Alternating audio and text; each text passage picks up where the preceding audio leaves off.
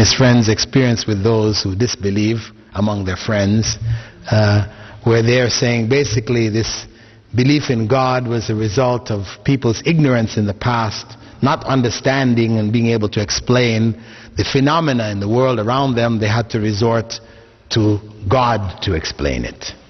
And now we know what is going on in the world around us. We don't need to resort to God anymore. Well, the reality is that we don't know what is going on in the world around us. We really don't know. It is a delusion and arrogance on the part of human beings to claim that we actually do know what is going on in the world around us. If you ask them, do you believe in the mind? Right? They say yes. Ancient people believed in the mind, and you still believe in the mind. Have you ever seen a mind?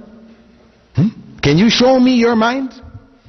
Because is the mind the brain? No. You see what I'm saying? So we say, hey, just in the same way you believe in the mind, as the ancient people who believed in the mind, they couldn't see it, you can't see it, but you still believe. Are you going to say, well, that was the ancient belief, let's forget it, we don't have minds anymore? No. Okay? So we say that just because something was believed in the past, and it is something which could not be seen and measured by science, etc., it doesn't necessarily mean that it was wrong. In the previous session, we completed our look at the major categories of Tawheed. Now we will look at the opposite, the antithesis, the major categories of Shirk. And in fact, these categories all match the categories of Tawheed, as we have the unity in maintaining Allah's oneness, His unique oneness with regards to His dominion. We have Shirk in that same regard. And as we have the unity of maintaining Allah's oneness in His names and attributes, we also have Shirk in that regard. And we have talked about some aspects of Shirk so far in them. And also with regards to maintain the unity of Allah in worship, you have also Shirk in this regard too. And what we're going to do now is basically identify the major areas of Shirk on a systematic basis in these three aspects. The first, and why I want to stress the importance of understanding this, understanding the Shirk in here in this regard, because of the fact that Allah has stated in the Quran in no uncertain terms in Surah An-Nisa verse 48, Inna Allah la yaghfiru an yushraka bihi wa yaghfiru ma duna dhalika liman yasha. Indeed, Allah will not forgive the association of partners, that is Shirk, with Him, but He forgives sins lesser than that to whomsoever He wishes. So Allah has placed this issue of Shirk on a very high level in terms of danger. You know, this is the unforgivable sin. If a person dies in this state, knowing that it is wrong but insisting on following it, then they have condemned themselves to hell. And this is why when people raise the issue, you Muslims, what do you say about Mother Teresa? She was such a good person, lived such a righteous life, serving, the needs of humankind, and basically you're saying because she is Christian, she's going to hell. That doesn't make sense. What kind of religion is this? Well, the point is that though on one hand she might have done some very good deeds with regards to human beings, serving humanity, this kind of things in this life, on the other hand she has done, as far as we can see, the greatest possible sin, Shirk. She has worshipped Jesus instead of worshipping Allah. And that cancels the value of the good deeds that she has done. It far outweighs the good that she has done. See, they can only see the good, and they cannot see how great the evil that she is involved in becomes. Because we ask them, so you as a Christian, what do you think of Sai Baba? Sai Baba, who does a lot of good things for Indian people who worship him believing that he is God, right? Some 8 to 10 million Indians believe that Sai Baba is God incarnate, including the President of India, right? Now, Sai Baba has projects which are philanthropic, serving the needs of people and helping. What do you say about Sai Baba? Do you think he's going to paradise? The Christians can say, no, he's not going to paradise. Why? Look at all the good that he has done. Well, in the same way, you are going to negate all the good that he has done because he promotes the idea that he is God. In the same way, we negate all the good that Mother Teresa has done, because of her belief that Jesus was God. Right? If she died in that state, knowing otherwise, then she is relegated to hell forever. Technically speaking, we cannot say Mother Teresa will be in hell forever. We can't say that, technically, because we are not allowed to say anybody will be in paradise, to say so-and-so is a martyr, or to say so-and-so will be as an individual among the people of hell. Unless Prophet Muhammad ﷺ said, so-and-so will be in paradise, so-and-so is in hell. Because Allah knows the circumstances of people. We can say in general, those people who are practicing this belief we know as Christianity are going to hell. They're headed for hell. That is a system of disbelief. It is a system of paganism. It is, everything, idolatry. So it is, and it's people in hell. But we cannot say it for individuals. We don't have the authority to say that about individuals, because Allah knows what they actually believed, what was actually brought to them, etc. And there is a particular hadith in Sahih al-Bukhari which clarifies that for us. And it's the hadith of the man who, when the time for him to die came, he told his children to burn his body, to pound it into ashes, and to sprinkle some of the ashes on the land and some on the sea. As he said, because if Allah caught a hold of me, He's gonna really punish me. So they did what he instructed them to do. And then Allah told the earth and the sea to give up his ashes and to bring him back. And he was brought before Allah. And Allah asked him, why did you tell your people, your family to do that? He said, out of my fear of you, O Allah. And Allah said, because of it, you are forgiven and you're going to paradise. Okay? Though if you were to say today, I'm going to have myself cremated because that way Allah is not going to be able to get a hold of me, we say this is shirk. This is a statement of shirk, because you're denying Allah's ability to resurrect you, to bring you back. But in this man's case, because it was out of his fear, sincere fear of Allah, Allah forgave the wrong act which he did, which was an act of shirk and kufr, and gave him paradise. So that's why we say, Prophet ﷺ revealed that to us, informed us of that to let us know that in the end you cannot judge. Just as he also told us, one of the first people who will be put in the hellfire will be the quote-unquote martyr.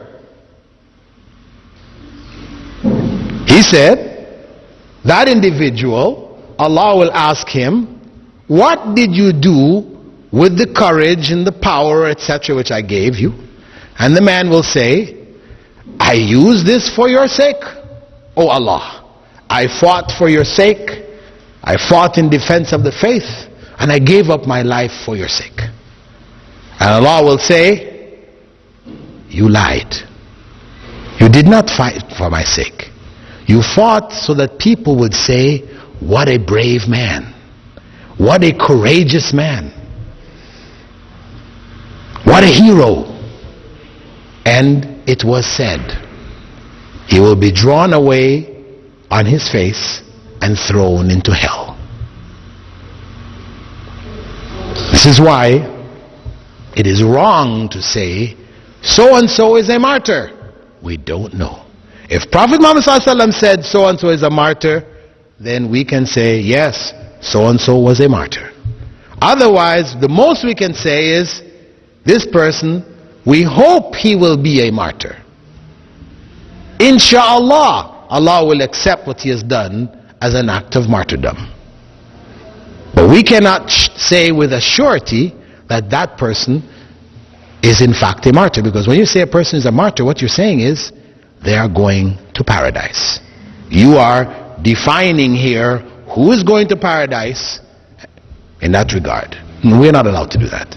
And we have many occasions in the life of Prophet ﷺ where he pointed this out. After one of the battles, he was walking amongst the dead, and some of the companions with them were with him, and they said, so and so is a martyr. So and so is a martyr. He didn't say anything. So and so is a martyr. So and so. He said no. He said, why not? All the other people that they said was martyr, his silence approved their statement. But that's one person, he said, no, he's not a martyr. He said, why, O Messenger of Allah? We saw him fighting like this. He said, no.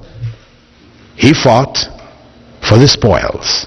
And they went, when they moved his body over, they found inside of his cloak, he had stolen some of the booty from the battle. So that's what he was fighting for. You see, externally, it looked like he died along with everybody else, a martyr. But his intention was different. And had the Prophet ﷺ not told them, they would not have known. And that's why we don't have the authority to define who is a martyr and who is not. Because that requires revelation. So, we're looking now at shirk.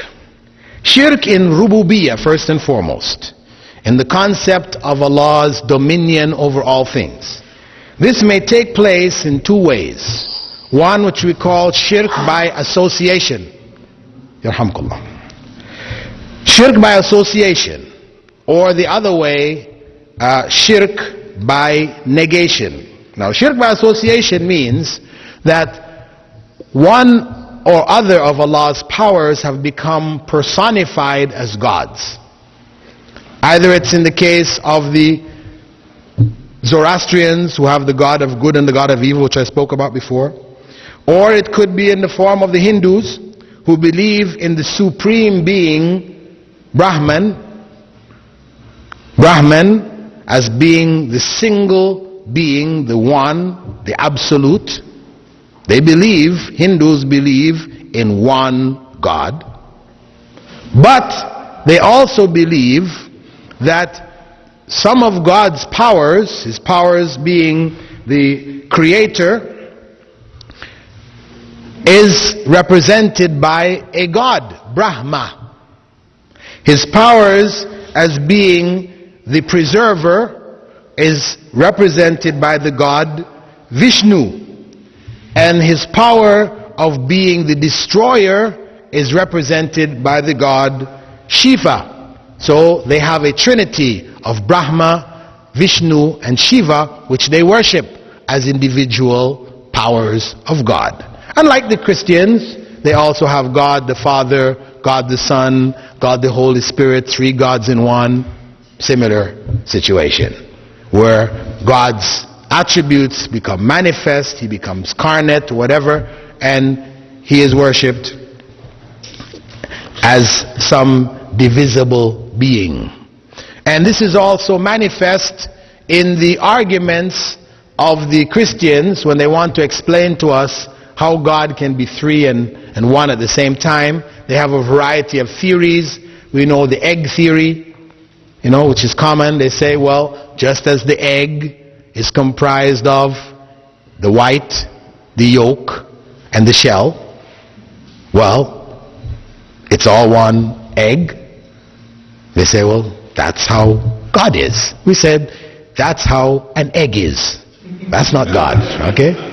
For you, your God is like an egg. For us, God is not like anything. It's creation, okay? Similarly, they have what is known as the tree theory.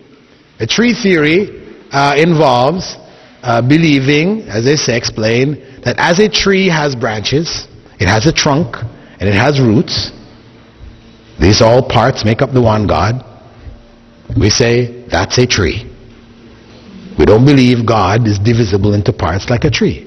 Or they have the water theory, right? As water can be liquid, it can be a gas, or it can be a solid in the form steam and form of ice. They say, in that way, God. We say, no, that's water. It's not God. So this kind of representation of God in these ways, this is similar, represents shirk by association, where God becomes manifest in different ways, and those ways are worshipped by people as being separate gods, yet at the same time in their explanations it is one God. And you also have among Sufi channels those who believe in what they refer to as Rijalul Ghaib, the people of the unseen world. That group is headed by the Qutb, or the pole, right? And they believe that, certain things take place in this world by their actions. So they have associated powers in this world along with Allah. So in this way, shirk is happening by associationism. We also have, as we said, shirk by negation. This is basically denying God's existence. Those who say there is no God. You have some religions like ancient Buddhism, which doesn't believe in a God at all. Ancient Buddhism doesn't believe in God at all. There's no God. What for them is God, what they treat as God, is that the individual whose spirit goes through the different stages and finally is released in the experience of nirvana, that this spirit becomes a free agent that is able to do things in this world, and you pray to that spirit. But that's not God. They just replace God with the spirits, these free spirits that have reached this particular stage. The other branch, which is the more common branch of Buddhism today, they have turned Buddha into a god and they just worship Buddha. That's the more common version. And you have other religions like the Jainism. They also don't have a god. But similarly, all of these that deny it, they also elevate other aspects of Allah's creation, whether it be the souls of the liberated beings, as becoming immortal and omniscient and omnipotent, etc. They have turned these actually into God. They've given God's attributes to some of his creation. People like Pharaoh, who said to Musa when he called him to the belief in Allah, Ana Rabbukumul A'la, I am your Lord Most High. This is an example. He is denying the existence of a Lord. Told Haman, listen, build this big old ladder for me, let me go up and have a look at Musa's God. I don't believe there's any God up there anyway, right? I am your Lord Most High. This is an example of denial of God's existence. You have philosophers, people like Jean-Paul Sartre and Hume and others, also in the history of Western thought, philosophical thought, who denied God's existence. Marxism, Marxist-Leninism, which you know is communism, this is also a system which elevated the denial of God to a state religion.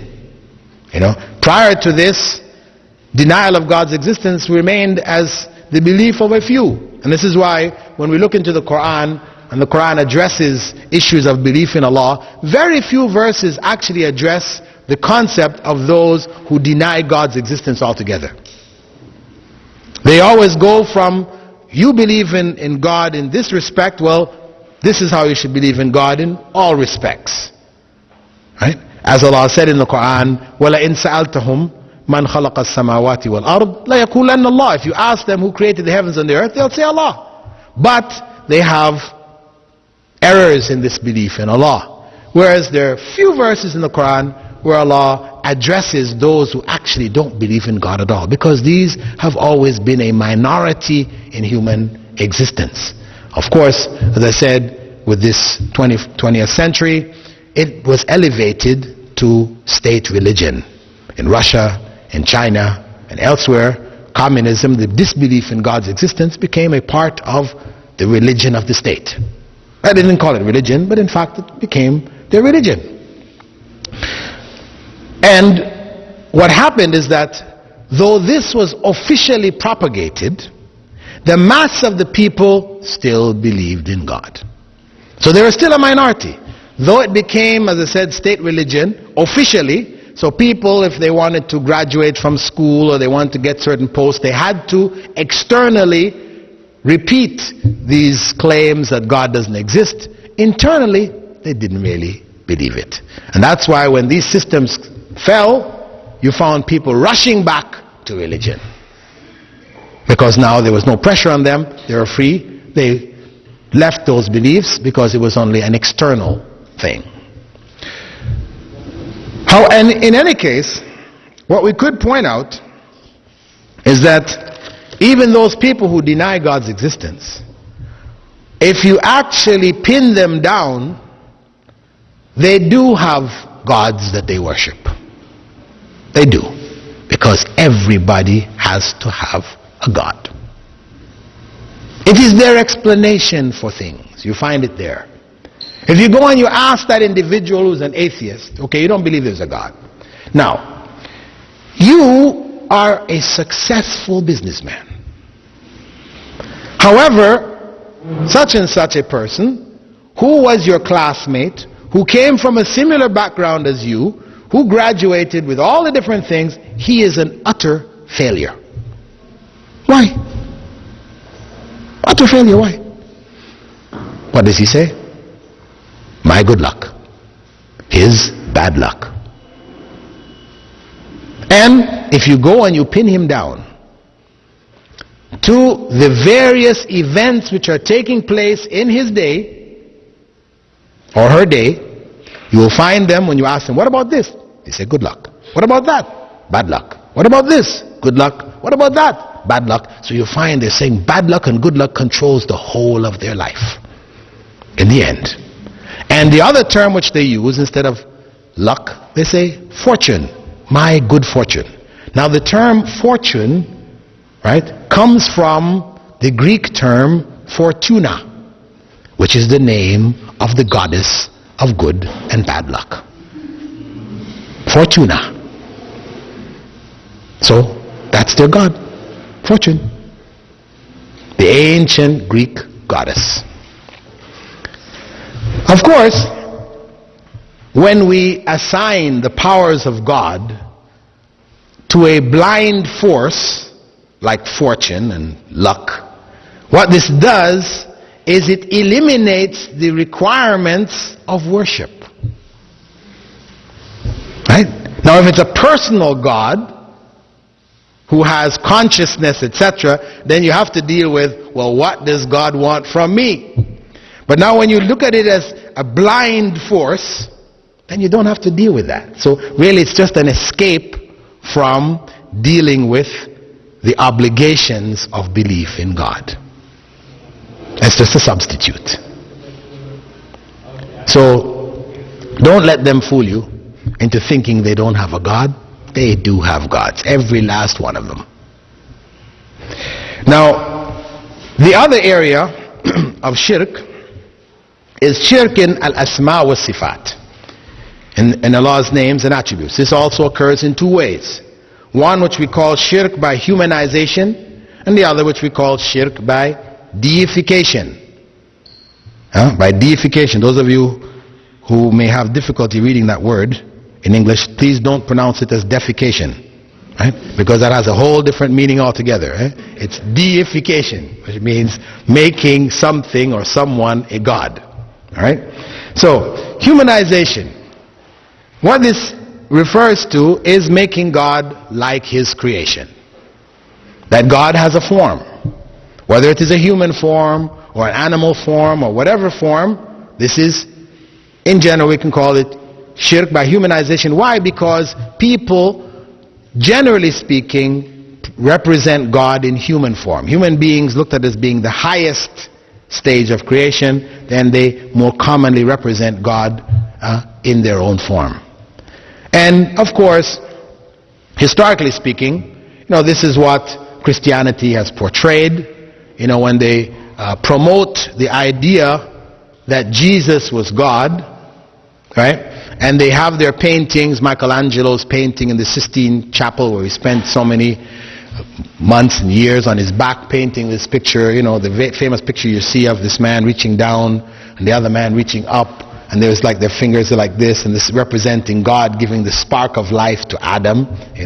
Of course, when they represent God, He is represented as a European, with a big long white beard, right?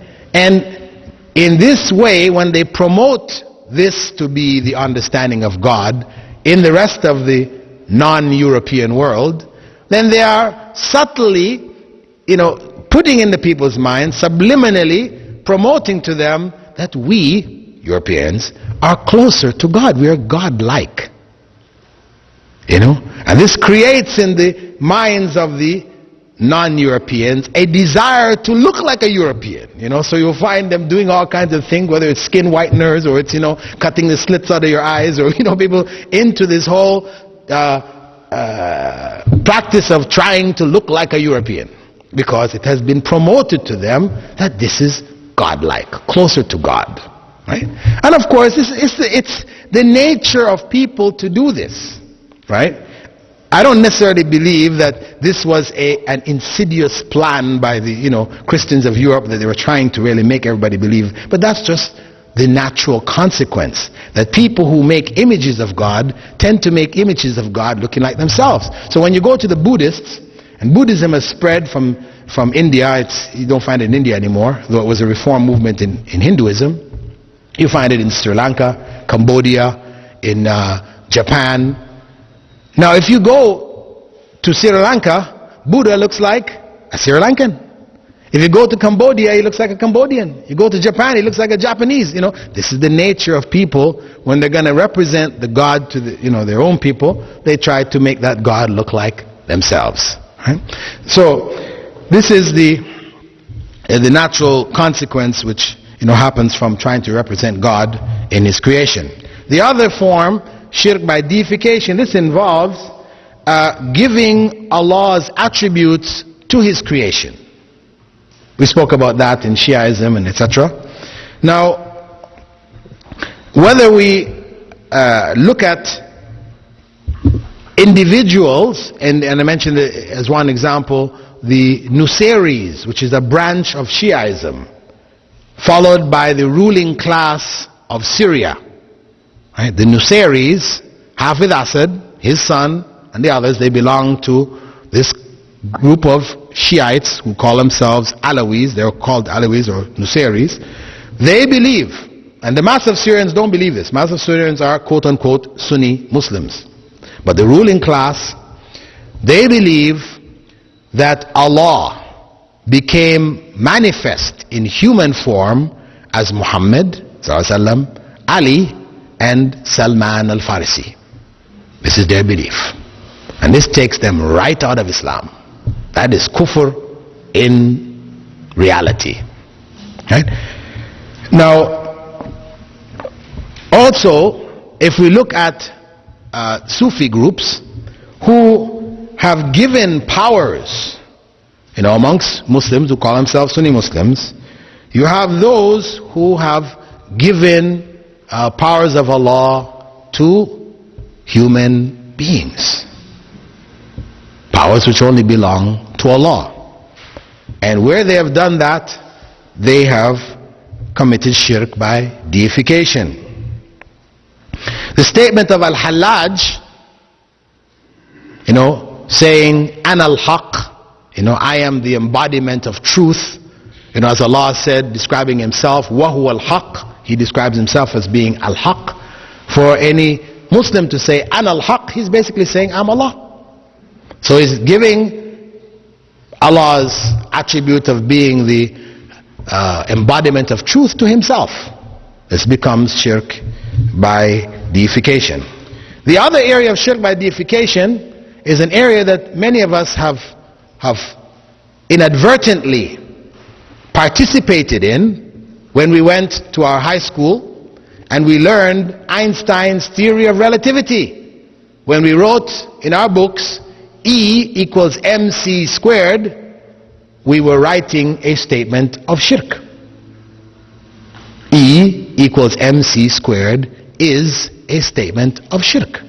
Yes, people split the atom with it and everything else, but the reality from an Islamic perspective is that this statement E equals mc squared, which is E represents energy, equals mc, that is the square, this is the mass times the square of the speed of light.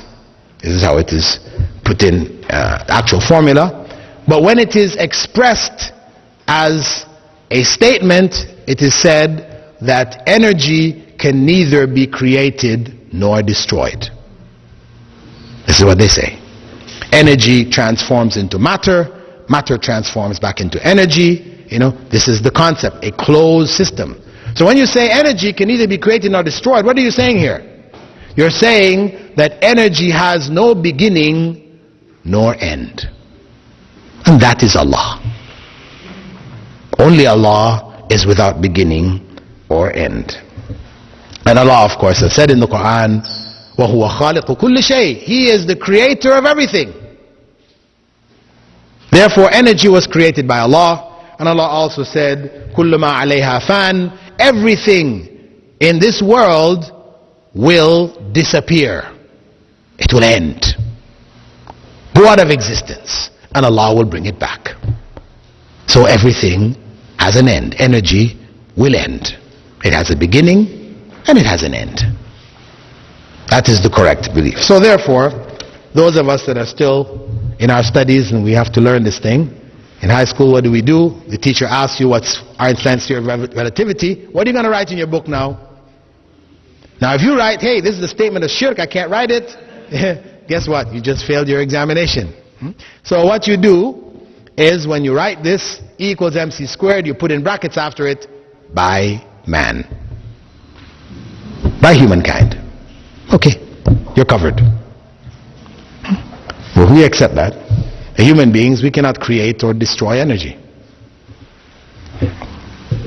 Now, of course, the Darwinian theory of evolution, this is also an explanation for everything which exists, as they say, without having to resort to God.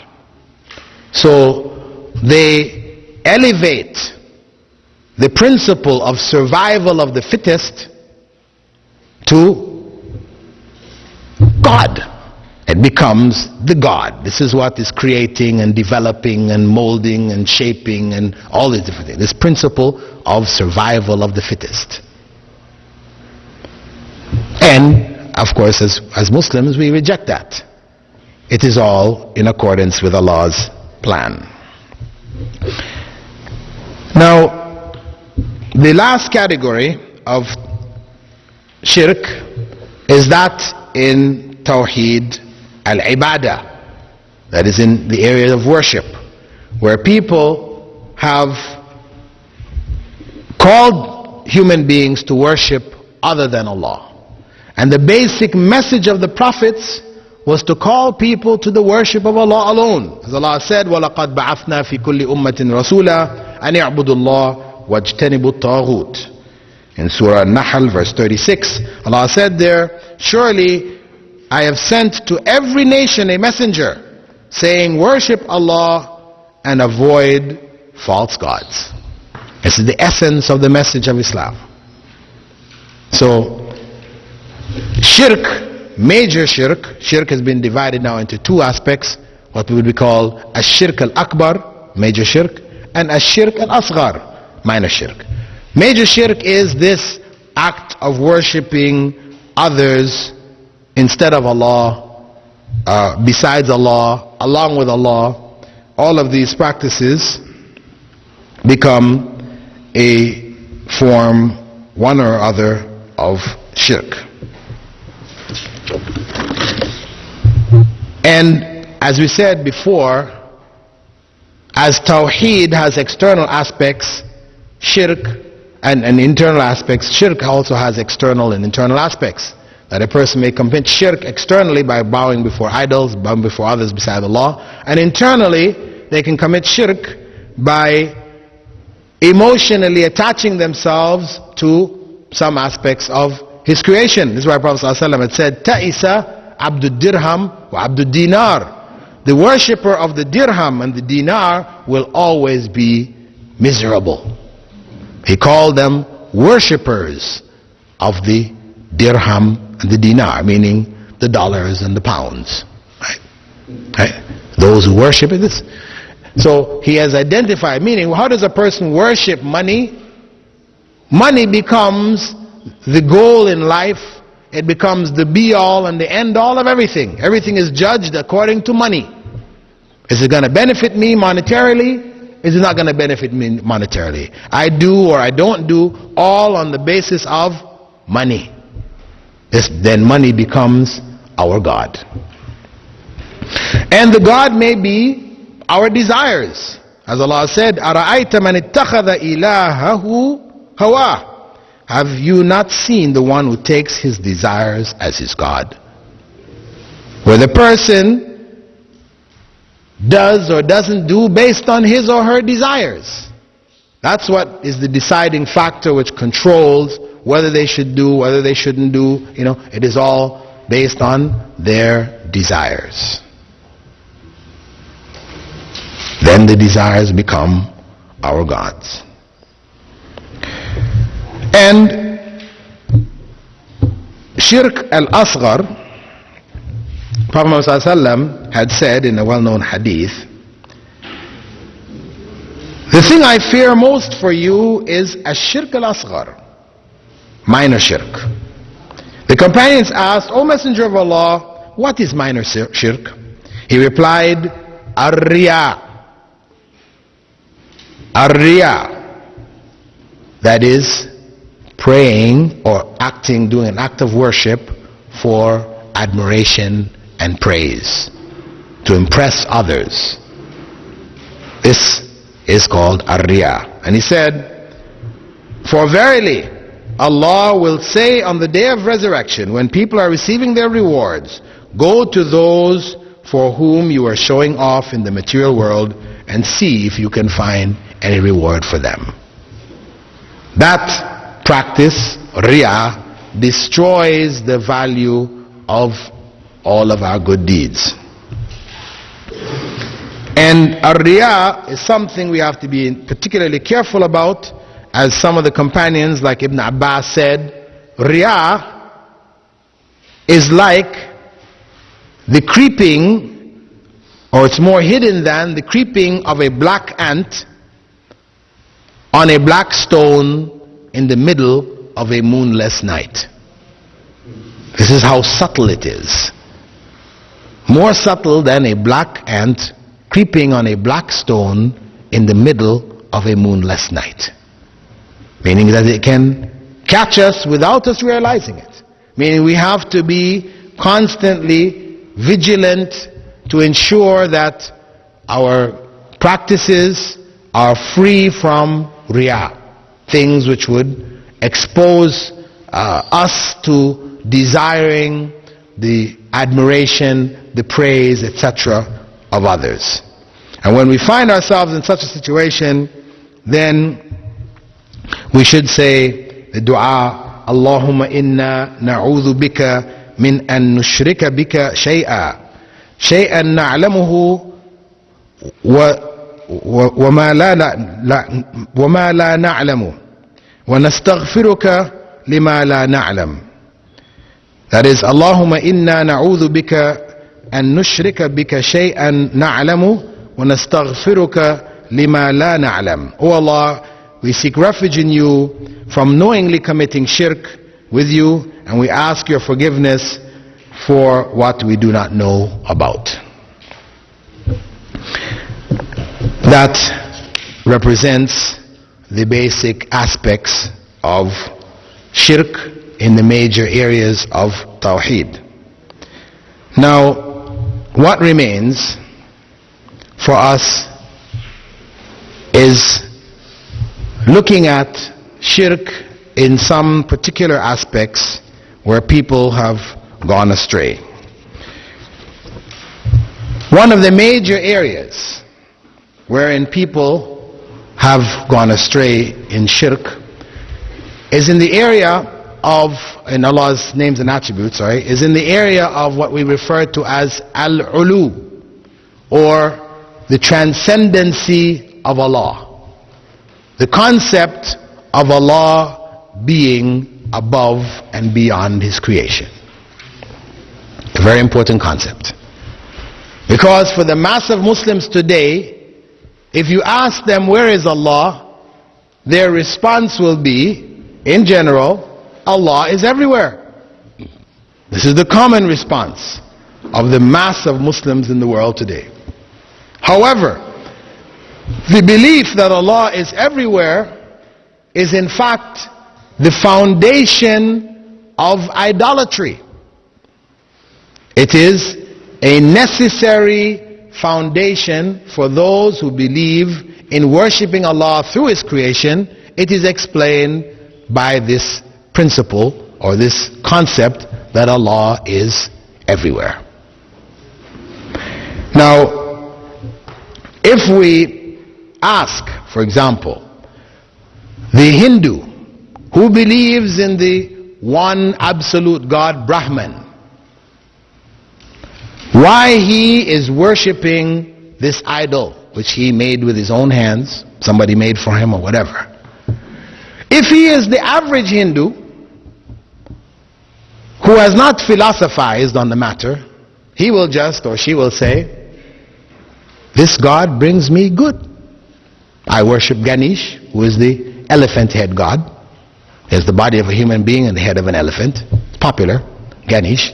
And when I pray to him, I get good. My prayers are answered. I get rewards. That's why. No problem. And it's the same thing, same line of argument, which sometimes when you're trying to explain Islam to Christians, they will say, I have experienced God, Jesus, in my life. You understand?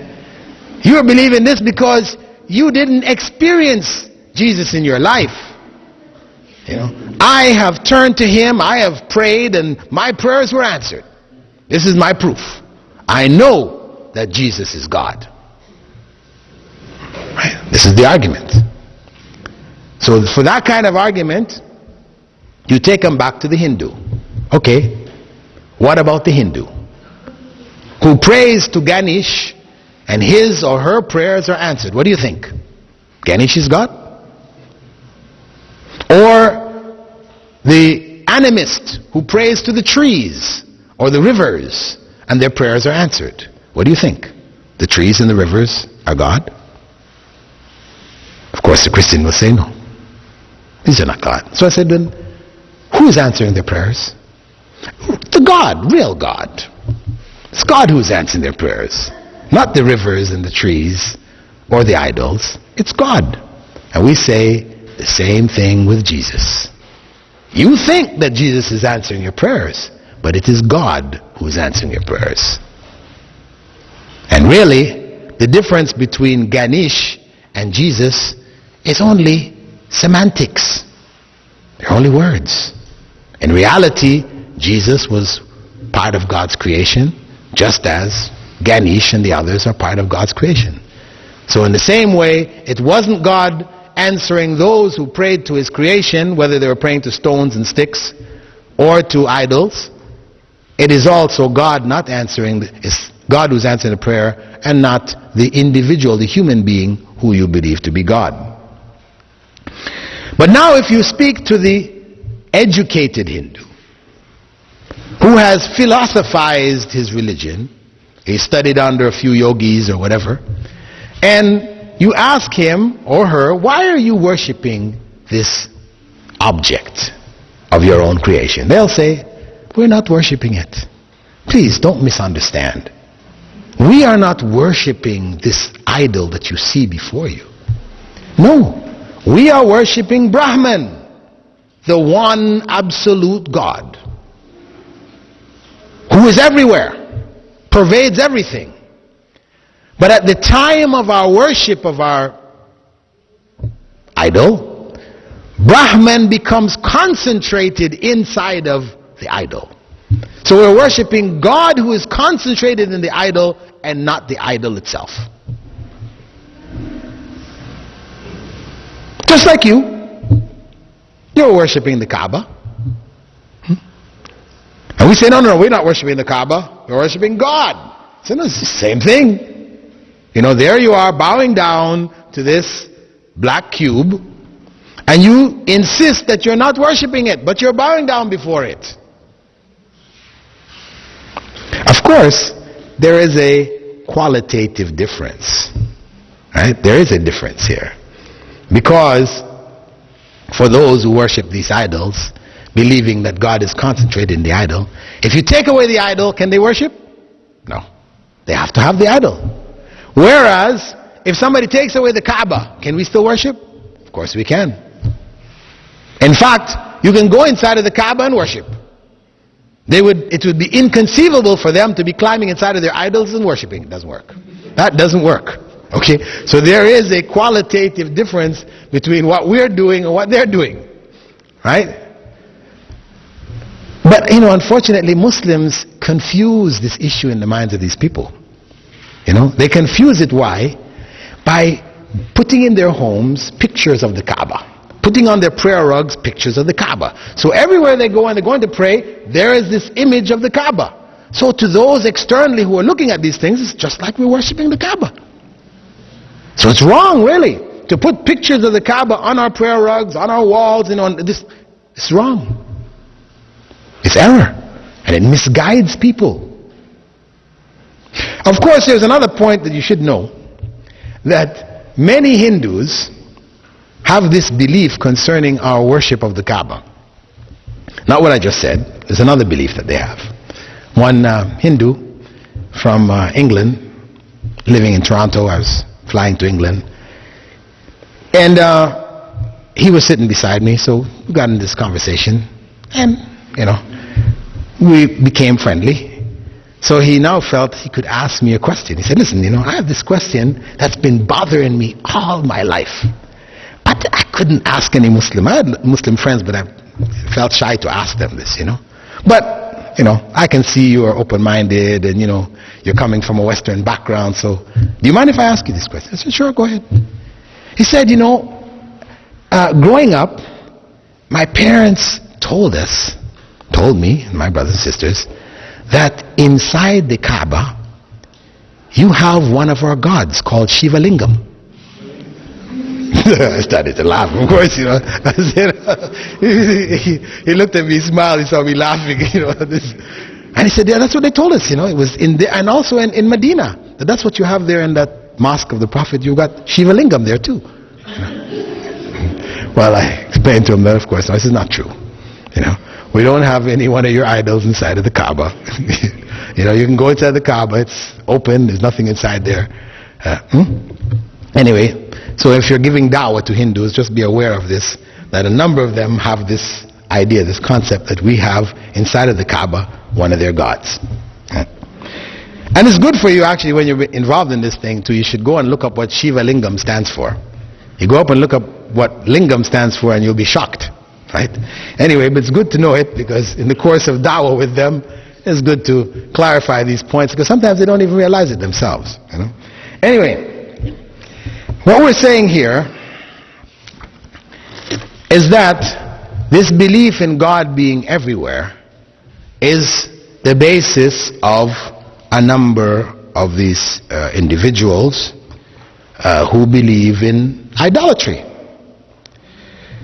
And it becomes the justification for Al-Hallaj, who we spoke about earlier, you know, is from the 10th century, who claimed an al-Haq. You know, he was a Sufi. He became what they call among the Sufi saints, who was put in the hierarchy of saints. And people will call on him Al-Hallaj. He was known for this famous statement, an al-Haq.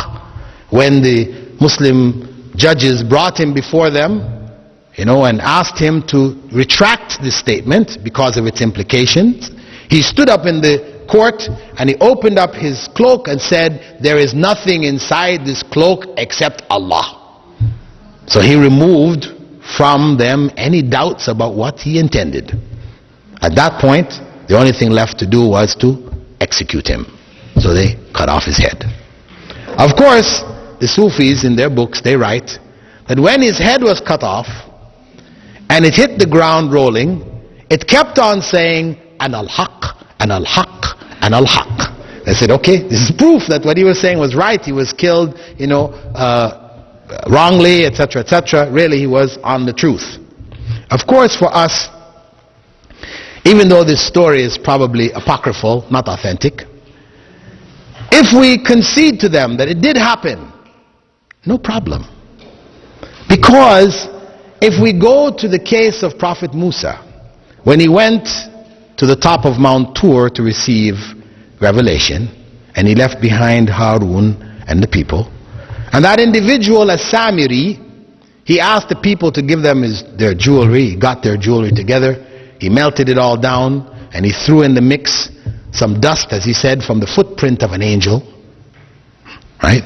And from that he made the golden calf, and he called all the people around, and he said to them, this is the God of Moses, the one who Moses is going on top of the mount to receive revelation from. This is the God, this golden calf. Now, do you think the people just said, MashaAllah, let's worship it, and they just bowed down and started worshiping the calf? No. We're looking at this. Are you serious? You know. Then what happened? The cow said, moo. That's what Allah says in the Quran. The cow lowed, it said moo. People said, whoa, this is the God of Moses. They dropped down and bowed. When the cow communicated, right, this was what convinced the people that this was God. Now, how do we explain that? Did the cow actually low? No. We know that the jinn that can possess individuals as well as objects entered into the cow and said moo. And the people thought it was the cow. Similarly, the jinn can go into the head chopped off of Hallaj and keep saying an al-Haq, an al-Haq, an al-Haq. If that's what you need, they're there for you. Right? So we don't have a problem with that claim. Now, of course, we have other groups like the Druze. You hear about the Druze in Lebanon.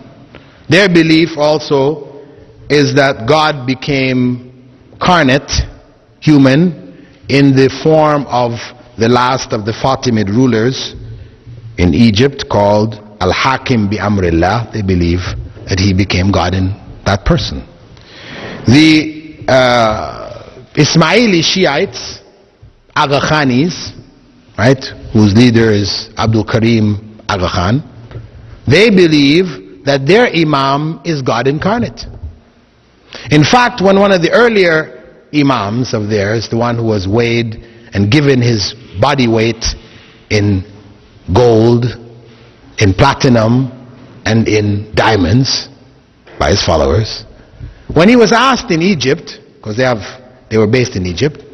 When he was asked, why do you allow your people to worship you? He said, in my country, people worship a cow. He's from India. Surely I am better than a cow.